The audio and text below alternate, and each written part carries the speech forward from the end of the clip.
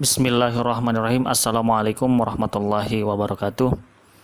Saya Rizlan Nugraha, guru pengampu mata pelajaran pendidikan jasmani, olahraga, dan kesehatan di kelas 11 SMA Negeri 1 Cabang Bungin tahun pelajaran 2020 dan 2021.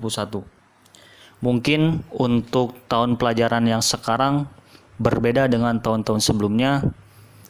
Sebagaimana biasanya siswa berada di sekolah, kita sama-sama belajar di sekolah, kita sama-sama berolahraga di sekolah. Namun pada saat ini, karena situasi dan keadaan yang sekarang sedang dalam situasi yang seperti ini, di tengah masa pandemi COVID-19, untuk tahun ini kita harus terbiasa dengan pembelajaran daring. Namun meskipun pembelajaran daring, Bapak nanti tekankan supaya kita harus bersungguh-sungguh dalam belajar, harus tetap menjadikan sebuah acuan ketika kita melakukan pembelajaran itu dengan kondisi yang sedang fit, atau dengan pembelajaran penjas itu harus dalam kondisi yang sedang fit. Ditekankan lagi, dalam kondisi yang seperti ini kita harus selalu jaga kesehatan, usahakan untuk menjaga pola hidup sehat, terus berolahraga, rajin mencuci tangan, ditambah menggunakan masker jika bepergian keluar rumah, dan jaga jarak antar sesama dan jangan berkerumun, intinya seperti itu. Ki Hajar Dewantara pernah mengatakan, jadikanlah setiap orang sebagai guru dan rumah sebagai sekolah. Itu benar adanya dilihat dari kondisi kita sekarang ini. Kita bisa di mana saja untuk belajar dengan bantuan teknologi yang sudah canggih sekarang, tatap muka ataupun bisa kita berpapasan secara langsung menggunakan handphone, internet dan segala macam. Itu sangat lebih mudah dan tidak mengurangi dari pembelajaran yang seperti biasanya. Nah, kita sekarang mulai untuk pembelajaran penjas di masa pandemi. Kaitannya, ketika kita belajar pendidikan jasmani olahraga tanpa didampingi langsung oleh gurunya, dikhawatirkan nanti terjadi hal-hal yang tidak diinginkan seperti cedera olahraga atau yang lainnya. Namun pada saat ini, Bapak pun sendiri telah memilah dan memilih materi yang pas, yang bisa terkontrol meskipun kita dalam pembelajaran jarak jauh seperti ini. Nah, untuk materi kali ini Bapak akan mengambil dulu tentang materi atletik, di mana pada dasarnya mungkin kelas 10 kalian sudah pernah belajar tentang atletik tersebut. Nah, untuk saat ini di kompetensi dasarnya di 3.3 yaitu menganalisis keterampilan jalan, lari, lompat, dan lempar untuk menghasilkan gerak yang efektif serta menyusun rencana perbaikan. Dan untuk 4.3-nya ataupun keterampilannya mempraktikkan hasil analisis keterampilan jalan, lari, lompat, dan lempar untuk menghasilkan gerak yang efektif serta menyusun rencana perbaikan. Nah, nanti di sini apa sih yang akan kita perbuat ataupun kita lakukan selama pembelajaran kali ini, dan apa target siswa di materi kali ini, hingga tujuan pembelajarannya seperti ini. Nanti setelah siswa belajar itu yang Bapak harapkan terwujud ini tujuan pembelajarannya. Yang pertama, memiliki kesadaran tentang arti penting merawat tubuh sebagai wujud syukur terhadap Tuhan Yang Maha Esa. Jadi ketika kondisi kita sehat, kondisi kita bugar, kita pada dasarnya harus taat beribadah pada Allah Subhanahu wa taala. Itu mungkin. Yang kedua, yaitu menunjukkan perilaku bertanggung jawab terhadap pemeliharaan sarana dan prasarana pembelajaran, permainan, aktivitas atletik. Nah, di sini nanti mungkin kalau hal-hal seperti biasanya kita dipergunakan dan alat entah itu tolak peluru, lempar lembing, atau alat-alat olahraga yang lainnya, seringkali kalian itu lalai ketika setelah penggunaan ataupun selama pembelajarannya itu kadang-kadang tidak peduli dengan alat-alat tersebut. Nah, di sini mungkin nanti harus sampai tujuannya itu harus sampai tercapai. Yang ketiga, menunjukkan perilaku santun dan toleransi selama aktivitas atletik ini, baik lari, lempar, lompat, dan ataupun jalan. Yang terakhir, menganalisis dan mempraktekkan keterampilan gerak aktivitas atletik dengan menunjukkan nilai sportivitas, kerjasama, dan disiplin. Nah, itu mungkin untuk tujuan pembelajarannya. Mudah-mudahan nanti setelah pembelajaran ini berakhir, ini Bapak targetkan 1-3 kali pertemuan. Mudah-mudahan semuanya tercapai dan diharapkan ketika pembelajaran ini harus dengan kondisi yang serius dan tetap menjaga kesehatan yang prima. Ya, Bapak mau tanya nih mengenai atletik. Apa saja sih yang ada dalam atletik tersebut? Terus, apa yang membedakan antara jalan dan lari? Oke, untuk menjawab pertanyaan-pertanyaan tersebut, mungkin flashback lagi untuk materi di kelas sebelumnya. Misalkan, atletik itu terbagi dalam 4 bagian. Yang pertama, nomor jalan, nomor lari, nomor lompat, dan nomor lempar. Nomor lari bisa lari jarak pendek, menengah, ataupun lari jarak jauh. Nomor lompat bisa lompat tinggi ataupun lompat jauh. Yang terakhir, nomor lempar ada tolak peluru, lempar lembing ataupun lempar cakram. Nah, dari keempat nomor yang ada dalam atletik ini, kita kelas 11 yang ditargetkan untuk pembelajaran kali ini, Bapak mengambil materi nomor jalan cepat. Nah, berarti ke nomor jalan tersebut. Nah, pada dasarnya, atletik adalah salah satu cabang olahraga tertua yang dilakukan oleh manusia sejak zaman purba hingga sekarang. Karena gerakan yang terdapat dalam cabang olahraga atletik seperti berjalan, berlari, melempar, dan melompat adalah gerakan yang dilakukan oleh manusia dalam kehidupan sehari-hari. Maka pada dasarnya seperti itu. Oke, sekarang mari kita bedakan antara jalan dan lari.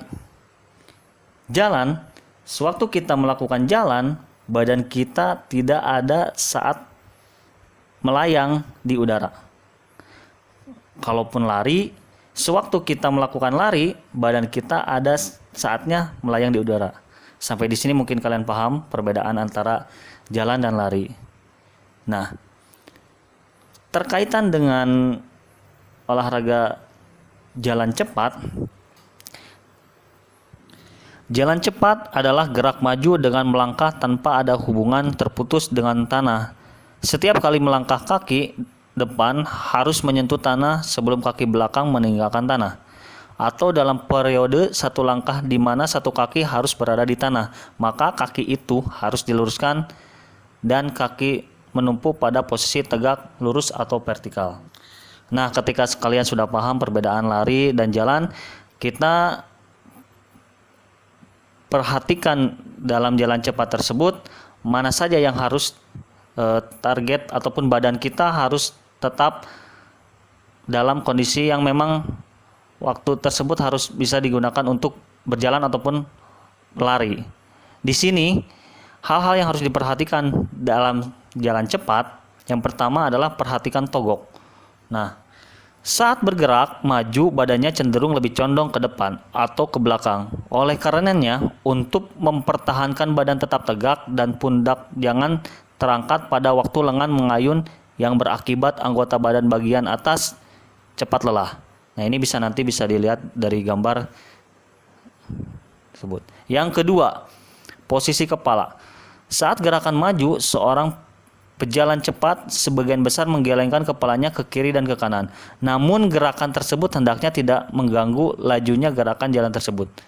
Jadi posisi kepala itu harusnya tetap fokus pandangannya ke depan. Namun pada saat ketika menggelengkan ke kanan atau ke kiri, itu hal-hal yang sangat wajar karena badan kita itu tentunya fleksibel dengan hal-hal tersebut.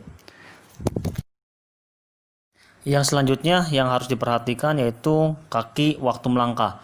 Posisi kaki ketika melangkah harus lurus ke depan satu garis dengan garis hayal dari badan si pejalan atau garis hayal di antara kedua ujung kaki, jari-jari segaris. tidak keluar ataupun ke dalam. Pada saat menumpuk, tumit harus mendarat terlebih dahulu, terus bergerak ke arah depan secara teratur. Mungkin nanti untuk lebih jelasnya bisa dilihat dari video pembelajaran yang mungkin nanti Bapak sisipkan link pembelajarannya supaya kalian lebih paham, karena secara teoritis seperti ini, tapi prakteknya itu kalaupun tidak langsung dipraktekkan, diperagakan itu sangat susah ya. Dan untuk poin selanjutnya, gerakan lengan dan bahu. Nah, gerakan lengan mengayun dari muka ke belakang dan siku ditekuk tidak kurang dari 90 derajat.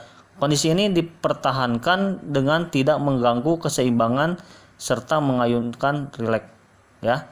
Mungkin hal-hal yang harus diperhatikan itu ada 4. Yang pertama, perhatikan togok, yang kedua posisi kepala, dan yang ketiga itu kaki waktu melangkah, dan yang terakhir gerakan lengan dan bahu. Mungkin itu. Dan yang selanjutnya yang akan dijelaskan pada kali ini yang mencakup tentang jalan cepat, yaitu tentang analisis keterampilan gerak olahraga jalan cepat ini ya. Bagaimana kita supaya bisa melakukan gerakan jalan cepat ini? Pada dasarnya dalam pembelajaran penjas itu ada yang dinamakan dengan teknik-teknik dasar. Nah, dalam olahraga jalan cepat pun sama. Nanti kita belajar teknik-teknik dasar yang ada dalam jalan cepat. Bisa kita lihat teknik jalan cepat di bawah ini beserta gambar mungkin supaya lebih jelas. Ada 4 fase, di mana fase-fase tersebut harus bisa berkontribusi dalam pembelajaran ini supaya kalian lebih paham tentang teknik dasar tersebut dan nantinya memudahkan kalian dalam belajar teknik jalan cepat ini. Yang pertama, fase tumpuan 2 kaki, kedua fase tarikan, ketiga fase relaksasi, keempat fase dorong. Baik, kita jelaskan. Pertama itu fase tumpuan 2 kaki. Pada fase ini terjadi pada suatu saat yang sangat pendek, pada saat kedua kaki ataupun berada dalam kondisi menyentuh tanah. Di fase akhir, dorong bersama dengan awal fase tarikan. Nah, fase tarikan ini lebih lama dan menyebabkan gerakan pilin atau berlawanan antara bahu dan pinggul. Kesalahan yang sering terjadi ketika melakukan fase tumpuan 2 kaki jalan cepat adalah sikap badan itu kaku dan langkah kaki ataupun footworknya kurang pas hingga tergesa-gesa, lututnya nekuk, masih terlihat lari atau ada saat melayang di udara. Kaki ataupun badan kurang rileks dan seimbang, dan tentunya tidak diikuti dengan gerak lanjut. Nah, di sini itu ketika kondisi ada pada saat kaki melayang itu sudah kena diskualifikasi. Kalaupun dalam olahraga ataupun dalam perlombaan lari seperti itu. Karena sedikit saja itu sangat mengganggu konsentrasi dan bisa berakibat fatal dengan diskualifikasi tersebut. Oke, lanjut ke fase tarikan. Fase tarikan. Segera setelah fase terdahulu selesai, gerakan tarikan mulai. Ini dilakukan oleh kaki depan akibat dari kerja tumit dan inersia dari titik gravitasi badan. Fase ini selesai apabila badan ada di atas kaki penopang. Kesalahan yang sering terjadi ketika melakukan fase tarikan jalan cepat adalah sikap badan kaku, langkah kaki atau footwork yang kurang pas, tergesa-gesa, langkah kecil-kecil masih terlihat lari. Nah, ini sama. Masih ada terlihat lari. Dan badan pun jadinya tidak seimbang dan kurang rileks hingga tetap tidak diikuti gerak lanjut. Oke. Fase selanjutnya itu fase relaksasi. Fase ini adalah fase di tengah antara selesainya fase tarikan dan awal dari fase dorongan kaki. Jadi pinggang ada pada bidang yang sama dengan bahu, sedang lengan adalah vertikal dan paralel di samping badan. Ya. Bisa lihat di gambar di bawah ini. Kesalahan yang sering terjadi ketika melakukan fase relaksasi jalan cepat adalah sama seperti fase-fase sebelumnya. Itu badan masih kaku, footwork kurang pas, tergesa-gesa, masih terlihat lari, badan kurang rileks dan tidak seimbang, serta tidak diikuti gerak lanjut tersebut. Oke, untuk fase yang terakhir yaitu fase dorongan. Bila fase terdahulu selesai dan bila titik pusat gravitasi badan mengambil alih kaki tumpu, kaki yang baru saja menyelesaikan gerak tarikan mulai mengambil alih gerakan dorongan. Sedang kaki yang lain bergerak maju dan mulai diluruskan. Ada jangkauan gerak yang lebar dalam mana pinggang berada pada sisi yang sama, maju searah, memungkinkan fleksibilitas yang besar dan memberi kaki dorong waktu yang lebih lama untuk bekerja dengan meluruskan pergelangan kaki. Dan lengan melakukan fungsi pengimbangan secara diametris berlawanan dengan kaki. Nah, pada fase ini kesalahan yang terjadi umumnya sama dengan fase-fase sebelumnya. Di sini kontak dengan tanah itu tidak terpelihara dan tidak ada gerakan lanjutannya. Nah, setelah kita belajar tentang teknik dasar, alangkah baiknya kita langsung ke praktekan supaya nanti siswa lebih paham, lebih mudah ketika dalam pelaksanaannya ada hal-hal yang tidak dimengerti ataupun tidak bisa dilakukan dengan tangkapan yang teoritis yang mungkin masih sangat membingungkan. Nah, di sini nanti kita jelaskan untuk porsi latihannya ataupun aktivitas pembelajaran gerakan jalan cepat. Di sini nanti ada 6 latihan, mulai dari latihan pertama, kedua, ketiga, keempat, kelima, dan keenam. Nah, pada latihan pertama lebih ditekankan yaitu tentang belajar secara natural ataupun alami. Pada latihan kedua, lomba jalan cepat. Latihan ketiga, berjalan di atas garis. Latihan keempat, latihan mobilitas khusus. Latihan kelima, variasi dalam jalan cepat. Latihan keenam nanti jalan cepat jarak jauh. Oke, kita sekarang mulai bahas mengenai aktivitas pembelajaran latihan pertama atau belajar secara natural atau alami. Yang pertama itu siswa harus mengenal peraturan dan suatu model teknis kasar. Yang kedua, berjalan dengan tempo semakin meningkat, jangan berubah menjadi berlari. Perlu ditekankan ini ya, tadi mungkin sudah dijelaskan secara khusus. Pokoknya jangan sampai ada kesalahan-kesalahan yang berulang-ulang ya. Dalam pembelajaran penjas, apabila kita melakukan kesalahan yang berulang-ulang yang terjadi secara terus-menerus, nantinya akan menjadi suatu kebiasaan yang salah atau dalam istilah lain bisa dikatakan handicapping habit. Nah, itu sering terjadi dalam pembelajaran penjas seperti ini ya. Yang selanjutnya, melangkah dengan nyaman dan berjalan tinggi dengan suatu irama yang halus minimal 100 meter. Yang keempat, susunlah rencana perbaikan dari aktivitas yang baru saja kalian lakukan, baik sendiri ataupun bersama teman. Ya, nanti mungkin bisa disesuaikan kondisi seperti ini ketika kalian sudah melakukan latihan. Jadi, kalaupun ada pembelajaran penjas ini bisa berkelompok 2-5 orang dengan catatan temannya yang sekampung lah ya, yang ada di daerah tersebut. Jangan sampai yang berbeda kampung ataupun yang teman yang jauh pada ikut bergabung. Ya, ini sekarang masih kita harus memperhatikan protokol kesehatan supaya kita bantulah teman-teman dari pemerintahan, dari gugus tugas. Kita sama-sama berjuang semoga wabah pandemi ini segera berakhir. Oke. Nah, pada latihan pertama ini itu tujuannya hanya untuk memperkenalkan gerakan berjalan ya. Itu mungkin untuk latihan pertama. Nah, kita lanjut untuk aktivitas pembelajaran latihan kedua, yaitu kita belajar tentang lomba jalan cepat. Seperti pada latihan pertama, tetapi dorongan lebih besar dari kaki belakang, itu meregangkan pinggang dan kaki ke depan itu pada tiap langkah. Terus pertahankan kontak dan lutut lurus, mendarat dengan jari-jari kaki menunjuk ke atas.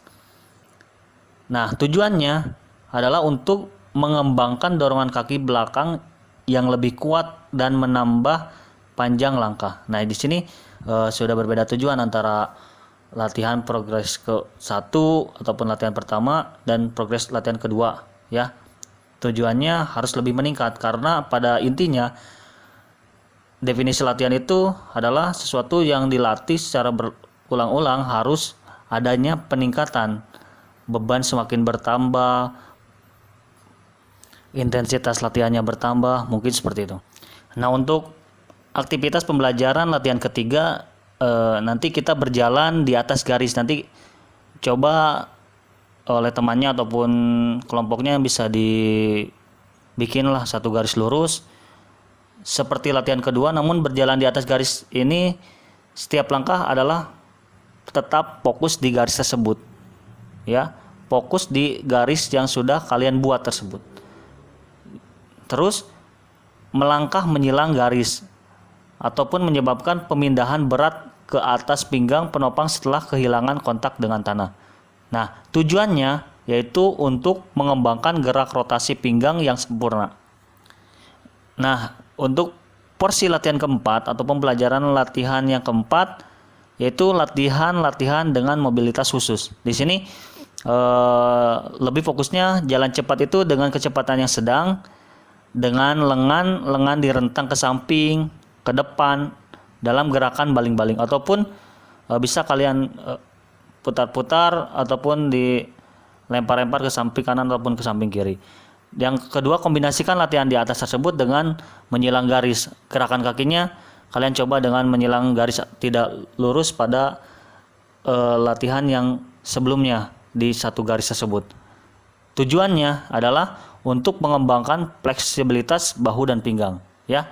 Jadi tiap latihan pertama, kedua sampai keempat ini mungkin tujuannya itu sangat berbeda-beda, tergantung kita kebutuhannya seperti apa.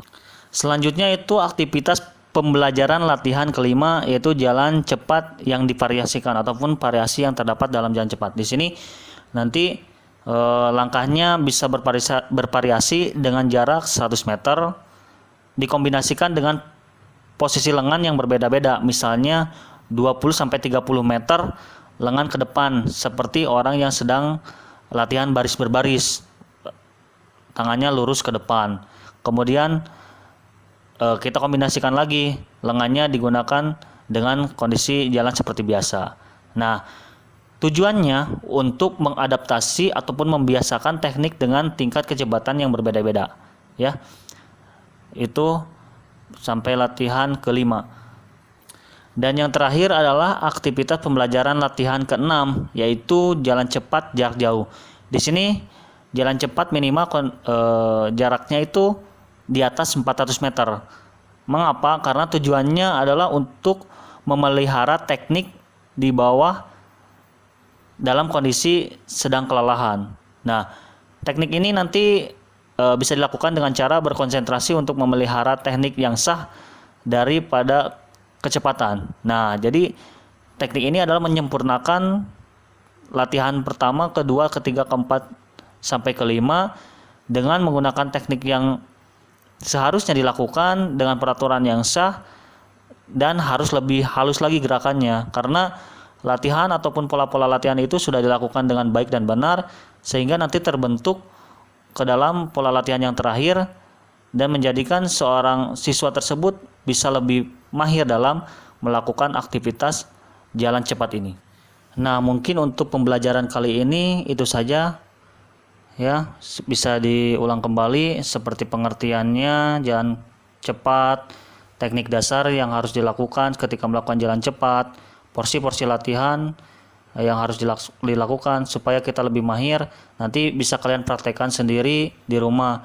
Dan untuk lebih jelasnya lagi, nanti untuk setiap pembelajaran ini kalian boleh ambil referensi ataupun ambil bahan dari sumber lain, bisa itu dari media internet. Silakan kalian cek sendiri untuk pembelajarannya.